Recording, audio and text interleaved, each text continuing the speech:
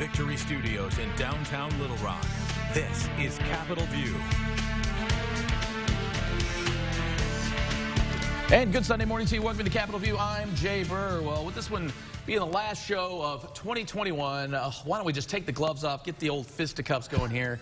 Our good pals of the show here to do just that for us. What about that? Republican strategist. Christmas time. Yeah, I mean, well, Mike and John and I know each other pretty well. Yeah, we'll see who's the naughty and who's the nice here. But Bill Vickery, Michael John Gray, our good pals of the show here. Let's just get to things here, because it's been a year, to say the least. One of the big things here just happened recently. Tax cuts. I know that became a little bit of a hot button issue come the special session. Biggest tax cut the state has ever seen in its history. Good idea, bad idea. It's kind of one of these things where you can maybe understand both sides of the coin of the issue here. In the spirit of Christmas, I'm going to defer to Michael John here right off the bat. So I'm not ever going to get up here and say that tax cuts are a bad idea. More money on the bottom side of your paycheck is always a good thing. The issue is we've got schools that are underfunded out there, early childhood education programs that are underfunded out there, roads that still have potholes, especially in rural America and rural Arkansas, roads that aren't safe enough that our school buses drive up and down every day. We've seen bridges from Memphis to all over the state that are deficient. We all want more money, but what we just did in passing this politically expedient tax cut was we made a school teacher in Berryville have the same tax rate as a banker in Bentonville. And it's just not equitable. Yeah, listen, I think if ever there was a time to make Arkansas competitive from a tax standpoint, it's now. What we lose out from an economic development standpoint, from a real job standpoint, with states like Tennessee and Texas. It's why you've seen Nashville explode. It's why Austin, the Dallas Metroplex has exploded. All these companies fleeing New York, Illinois, California, they're searching out those states that have low tax impact levels, and that's what we're seeing. And so by driving the tax rate below 5% for the first time in the history of the state, we're making the state competitive with surrounding areas so that we can go out and attract those employers. Those are the employers of the future, not the past. Now the governor has been able to pull in quite a bit when it does come to the economy and things like that. Michael John, what you got? So here's the deal. Northwest Arkansas corridor, Bentonville, Fayetteville, Springdale, Rogers, have been growing at exponential rates that could be comparable to Austin and Nashville and Charlotte and Columbus. And they've been doing it with this tax rate. So really what these companies are looking for are an educated workforce, an able workforce, a good supply of communities that can support these workforces, whether it be hospitals, whether it be schools, good transportation, good community involvement. That's not the tax rate that does that. Austin and Nashville, that's what they have. You know what else they have that we don't have? Higher than you know what property taxes. And Arkansans don't want that. If you're a farmer in East Arkansas, you tell me which one you'd rather have, but I bet it's not higher than that property tax. Well, but that's the whole point. That's the nice mix. That's why when you drive it below 5% on corporate income tax, personal income tax, you keep the property tax rates where they are, which makes us competitive, then the overall tax burden on that business or that senior executive and individual becomes a lot less. I would say it's a little disingenuous to compare Northwest Arkansas with the rest of the state. The world's largest company exists up there. Tyson Foods exists. J.B. Hunt exists. They're dragging people into the state because they have to do business in the northwest part of the state. And you know what, by golly, hats off to them, and that's fantastic. But if you want to attract jobs into Jonesboro, Fort Smith, Central Arkansas, Conway, Cabot, Benton, Bryant, Saline County, you want to go down to Texarkana, El Dorado, tax rates have to be competitive. That's just the bottom line. All right, here we go. Gloves off right out the gate here. I dig it here. And speaking of jobs, state's economy down to 3.4% when it comes to unemployment. Now, maybe you could think that's a little bit of some gymnastics with the numbers and the definitions and things like that. But Arkansas, even taking that out of the equation, the governor and his staff have done a pretty solid job of bringing folks in when it comes to some of the economic development. Yeah, don't disagree with that. I do think there is Mary Lou Retton on her best day couldn't beat the gymnastics, but that was used to develop that number, I think. But because the reality is, you go to a restaurant, walk into any area of a downtown or a shopping mall area, you'll see help wanted, hiring now, signing bonuses. All of those things are out there trying to lure people back into the workforce. I think workforce participation becomes a better way to look at that. And we have a lot of folks who just aren't choosing to go back to work. And so if you're a small business owner out there, you feel the pinch of that, no doubt about it. But the bigger point is, I do think an emphasis on economic development has helped in terms of our overall unemployment rate, and you got to give the governor credit for that, no doubt about it. Yeah, I mean, to be fair, I mean, we can take a spreadsheet, sharpen our pencil, and make anything. only thing that unemployment matters to, that number matters to anybody is what side of the political argument they're arguing on. Sure. You can play with that thing all day. The truth is there is a workforce issue, but what there also is, you cannot have economic development without community development. Only 10% of our counties in the state of Arkansas are growing. We saw lost population in huge regions, South Arkansas and East Arkansas. We've got to have community development. We've got to see access to health care, access to technology, better roads, better logistical opportunities over there. And if we continue to only invest, and it's really interesting, the communities that Bill said we wanted to see thrive, those 6 counties, that's where you're seeing the growth. And where they all started was with state subsidization, whether it be universities, whether it be state businesses. We're not seeing this in large parts of the state, and we've got to develop these communities because it has been proven no matter how much economic development money you throw at a community, if it is not well developed, if there's not a good core there, it's not going to work. Well, a lot of it, again, I don't necessarily disagree. I would point out that I do think that Jonesboro has sort of succeeded without a lot of government involvement in what they're doing. Arkansas State, I don't disagree, but it's gone well beyond that. But it got its start. It had its seed with Arkansas State University. And Northwest Arkansas grew well before there was even a 4-lane road to make it all the way up to Northwest Arkansas. So these are communities where entrepreneurs are making a difference more than anything else. They happen to be from there, and that's what grows that economy. That's why you got, by the way, that's making my argument for me. That's why you got to drive taxes below 5%, as the governor and the legislature have done, because it gives the state overall a competitive advantage. So, you know, I don't disagree in terms of community development, but at the end of the day, how do you develop a community? You do so with a thriving workforce that has a job to go to, that makes schools better, that makes everything. That is the elixir that cures all the woes of a community, is a robust workforce going to jobs every day. And so that's what I think the governor's concentrating on. State's got to make an investment in these communities. And if Fayetteville's good and Jonesboro's good, I'm sure that Searcy or El Dorado or Arkadelphia would gladly take ASU or U of A. Would gladly have those jobs in that part of the state. That's the seed. The state's got to put some seed money and seed jobs in these areas. Yeah, I don't think Sam Walton worried about the University of Arkansas when he was starting Walmart. I don't think that J.B. Hunt really thought all this state subsidy is going to be... Well, but yes, but I mean, but the idea is you got to have those people first, and they go where the taxes are low and where they can get a workforce. But the tax issue is the preeminent. It's 1A, 1B, 1C, 1D, and that's why we have to pay attention to it. Oh, and here we go. All right, we're going to let these guys cool down for just a second here, as we're going to take a quick break here, but we got more with Bill Vickery, more with Michael John Gray. You're watching Capitol View on Sunday morning. You're watching Capitol View, Sunday morning talk focused on the political scene in Arkansas. Welcome back into Capitol View. More with Michael John Gray and Bill Vickery. Let's move into, well, it seems like this hot topic has been, 2 years running now. It's COVID. A lot to debate in the General Assembly this past year, whether it comes to masks, vaccines, and then possibly mandating or not mandating those types of things, along with just handling this overall. I guess, how do we make of this? I mean, it's such a broad topic to really get into, and we can take a whole show just to dive into each little nuance when it does come to COVID. But, even conservatism was sort of questioned in the extended part of the session here. So, I mean, where do we fall on some of this, and how do you think they handled a lot of this? Well, what you're referring to in general here is prohibiting businesses in the state from creating mask mandates, and that, to your point, is sort of the individual populist notion versus sort of the idea of you can never tell a business exactly what it can and cannot do, be more the classic level of conservatism. And you're right. I mean, that's a really good point.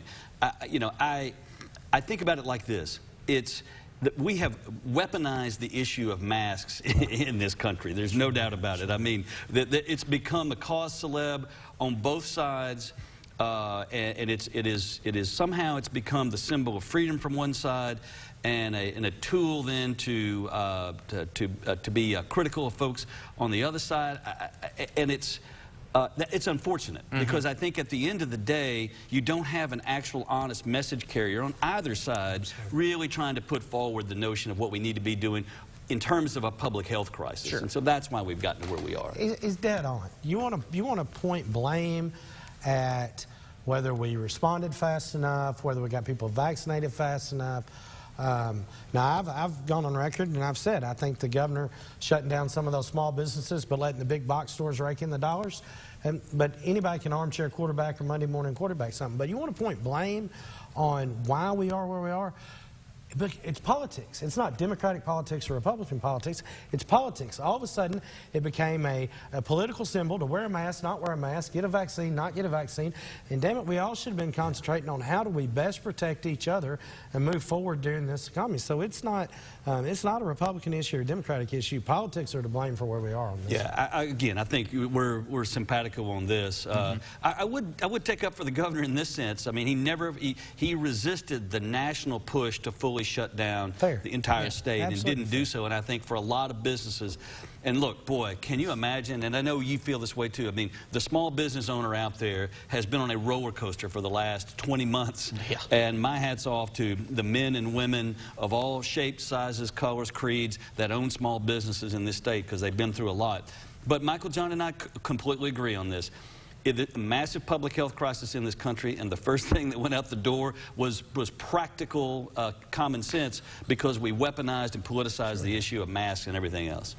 All right, let's get to redistricting here. Something you only kind of do once a decade here, and you thought this might go a little more smoothly, but not whatsoever. I know in terms of when it comes to congressional redistricting, we'll kind of start there here. You know, on the surface, a lot of folks, pretty solid mapping. And then you get to Pulaski County, where it kind of, as you see right there, it kind of got Ginsu'd up a little bit here. I mean, good idea, bad idea. On one school of thought, it's, oh, you have 3 representatives in your area. On the other side, it's, well, you have 3 representatives in your area. I mean, for me, as a politico, from a practical standpoint, I think it's a good thing for the county. Now, if you're a Democrat locally, you don't like it because what it does is you look at it politically and you think, oh, we're never going to see a Democratic congressman because how can somebody win in these districts now? But the reality is you've got 3 members of the United States Congress who have an interest in what happens in Pulaski County. That's not a bad thing. That's a good thing. I tend to think that's better for the county going forward. But boy, you know, the political arguments from the Democrats, I think, and look, it's not genuine. I mean, Democrats have had control of congressional districts and legislative districts in this state for 150 years. And this is the first time Republicans have ever had control. And of course, Democrats are complaining. It's whose ox is being gored more than anything. Democrats did it bad 10 years ago. Republicans said, hold this cup, let me show you how we can do it worse. It's a bad deal. So on its face, yeah, anytime you can give a county 3 congressional representatives, I can make that argument. I can make it with you. But the point is, it was done because Pulaski County has gotten stronger and stronger in voting democratically, large minority base, and that was split up. But hold on. So there's enough been said about that. It shouldn't be discounted. We should be finding ways to give people similar interests and communities of interest an opportunity to elect people that represent them. So set that aside, because another real major flaw, and Jay, you said it, was everything seems to be simpatico except for the split of Pulaski County. Absolutely not. South Arkansas, the Delta, the Northeast Arkansas, the White River Delta, they are in suffering economies and not growing. And they've been carved up where their representatives only have to pay attention to the major metro areas in the congressional district. And so Woodruff County's economy, second smallest county by maybe the smallest county now with the census data by population, losing jobs, losing funding, does not have the same economy as the counties in north central Arkansas. The Delta ought to be together, racial makeup aside, gender makeup aside. We've got an economic corridor that's suffering, and they should have a congressman that represents them. And nobody's talking about that because we're only talking about Pulaski County, which is bad enough. Yeah, well, does this also kind of partly come down to it's sort of a numbers game? I mean, obviously, you kind of mentioned it earlier, some of the flights of population, and you got to make the numbers work to a degree. There were some great, and not just, there were some good maps submitted that were ignored because they didn't split that block up in Pulaski County. But I can tell you, 45 years in Woodruff County, our economy is not the same as Jasper's. And our congressman is not necessarily going to be able to fight for us and fight for them at the same time. The Delta needs a congressman. Whether that racial makeup is majority, minority or not, the Delta needs a congressman that can concentrate on the Delta. And South Arkansas has part of the Delta too, and that should be included. And I promise you, the economy of Southwest Arkansas looks a lot more like mine than it does Fort Smith's or Bentonville's. So the reality here is this, and I appreciate Michael John's argument, but we're talking about a numbers game. I mean, at the end of the day, it is a shrinking population that lives in that part of the state, and so they don't have the numbers there to justify significant representation. And to go a step further, you know, for decade upon decade, when Democrats had control, Arkansas was the only state in the South that did not have a majority-minority congressional district. And time again, the Democratic Party had the opportunity to do that and didn't do it. Sure they did. Had the opportunity to do it and didn't do it. So now they want to make an argument like that, not necessarily with Michael John, but Democrats in general want to make an argument about race or inclusion or things like that when they had 150 years to do it and chose not to do it. And so this isn't about Republicans trying to chop things up. Listen, Republicans swept to the majority in the worst of all congressional district redrawings because that happened in 2010. And I can tell you, Mike Beebe and that crew, they didn't give you know what about Republicans. It was drawn in a punitive way. And still Republicans swept to victory. So yes, there's always partisanship that plays a role. Easily these maps can withstand in a court of law. There's legal challenges already out there. But at the end of the day, I believe this is going to stand, and this is what we're going to have for the next 10 years. And we're going to build on this here in just a minute as we kind of look ahead to 2022 here with some of the midterms, things like that. So stick around with us. We got a lot more here with Bill Vickery and Michael John Gray. You're watching Capitol View on Sunday morning. You're watching Capitol View, Sunday morning talk focused on the political scene in Arkansas.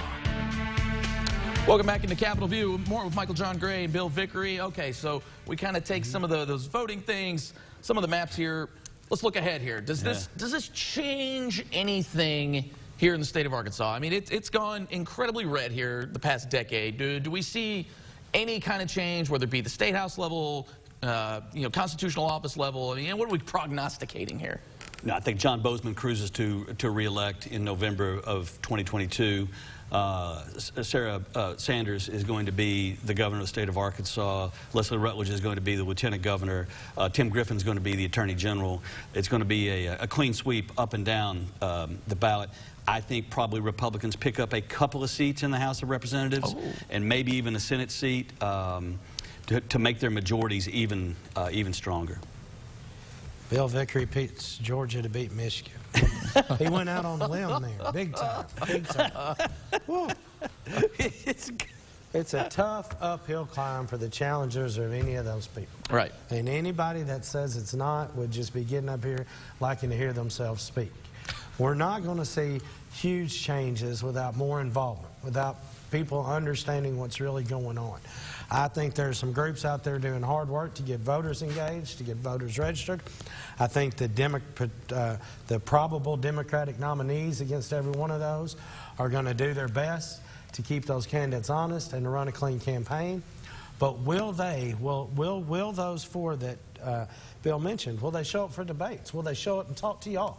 Will they answer hard questions in the media? Will the arrogance of an assured Alabama by 28-point spread keep them from talking to the voters and being honest with them? So who knows what's there? And let me say another thing. Redistricting, State House, Democrats made this same mistake. The arrogance of never losing. That we're going to draw it this way, and these groups of people, these towns, these communities are always going to be with us. It didn't happen, and it changed rather rapidly. And so I'd say to either party, once this former president and that energy subsides, and how long will that take, who knows, and we get down to the brass tacks of things, are those people still going to be engaged? Are you going to be speaking to them? How are those lines really drawn? At the end of the day, once we get past this Trump national news and noise. We'll see how it goes. That's a very good point. Yeah. Listen, I think what Michael John and the group that he's working with the Democratic Party now, Grant Tennille, the chairman, what he's working with, some of these outside groups that you see, there's clearly a plan to sort of mitigate the damage, and that's how you make it back faster. And I think what the Democratic Party is doing, and Republicans, we have to be very aware of this. I mean, Michael John's warning is exactly correct, because you can see on the Democratic side, they're strategically trying to put systems in place and expanding the Democratic Party and the number of vehicles that people can participate through, because they're trying to limit the amount of time that Republicans have with these majorities. And so if Republicans don't do anything, if we don't act, if we don't accomplish things, if they don't move things forward and continue to show progress to the state, then we can suffer a fate that I think could happen a lot faster. Yeah, jump in there. So to Governor Hutchinson's credit, in 2014 when he won, I had the Democratic nominee won with the Republican almost supermajority in 15 in the legislature. Who knows what this state would have looked like? Governor Hutchinson did a really good job of managing this legislature through his 8 years. So the question will be, there were some culture war, there was some social issue that took the headlines, but for the most part, he had a business agenda, he had a tax agenda, and he navigated that, frankly, straddling a moderate Ronald Reagan Republican line as much as he could. So the question will be, will his successors be able to do that? Will this supermajority legislature remind themselves that they're the gorilla in the room and try to take over and prevent the leaders of the state from being as pragmatic and as laser focused as Governor Hutchinson was? That's yet to be determined, because if they don't, it can flip the other way real quick. Ooh, and that's how you put a bow on 2021 here. Good friends of the show here, Michael John Gray, Bill Vickery. Gentlemen, it's always fun and it's always a pleasure. Go Hogs. That's me. Go Hogs. You know, I think a lot of folks can rally around that cry right there here. But we do appreciate it, gents. All right, we are back to wrap it up into this. You're watching Capitol View on Sunday morning. And that is it for this week's Capitol View. Thank you for sticking around for us through the year. We will see you right back here next week and next year.